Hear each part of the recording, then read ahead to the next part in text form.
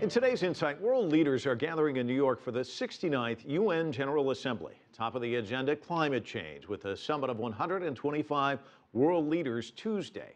The threat from the Islamic State will also take center stage, as will the Ebola epidemic raging across West Africa. Nathan King joins us live from the UN with more. Nathan. That's right, Mike. You know, this is the biggest diplomatic game in the global calendar still. 69 years in, we're going to have 140 world leaders here over the next few days gathering in New York. But with civil war raging in the Middle East and violence in Eastern Europe and health crises, there are questions about whether the United Nations is still relevant in the 21st century world. As violent rage this year in Syria, Ukraine and Gaza, the United Nations found it impossible to either stop the violence or even deliver enough humanitarian aid. Even where the United Nations has peacekeepers, there was little peace to keep. The Central African Republic continues to be racked by ethnic violence, the world's newest country, South Sudan, tearing itself apart. And peacekeepers in the Golan Heights were held hostage, a symbol of the impotency of an organisation overtaken by events. The UN is increasingly paralysed by splits between Russia and the US, but it's also just overloaded, and there are crises on the UN's agenda, such as that in South Sudan, which risk being forgotten. No wonder then that UN Secretary-General Ban Ki-moon is urging nations to come together as world leaders gather here in New York. The member states should show their unity.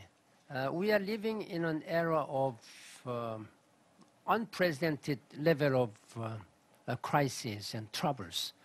On top of all these regional conflicts, which are mostly, I think, all man-made crises.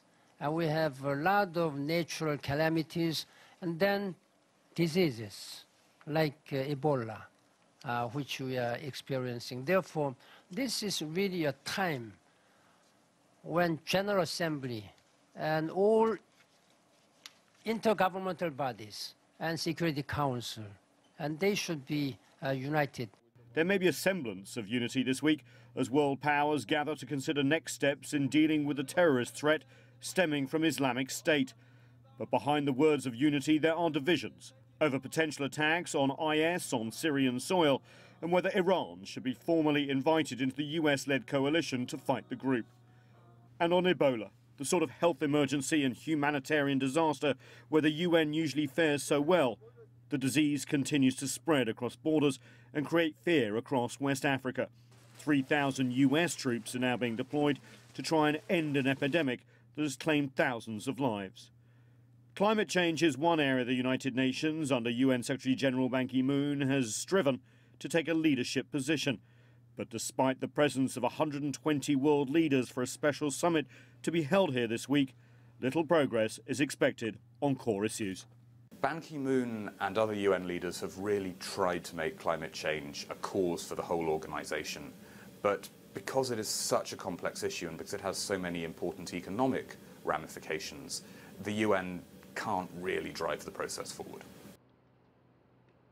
But what they really want to do here with that climate change summit, especially Ban Ki-moon, the Secretary General, is change the climate of the conversation to actually get nations to start talking about the future and collaborating. That's where the UN can help, by cajoling, using its moral authority, if you like. We'll have to wait and see what comes out of the climate summit in the next 24 hours. But the UN thinks by its unique ability to bring people together and to talk about the major issues, it still has a role. Mike? Nathan King live for us in New York. Thank you.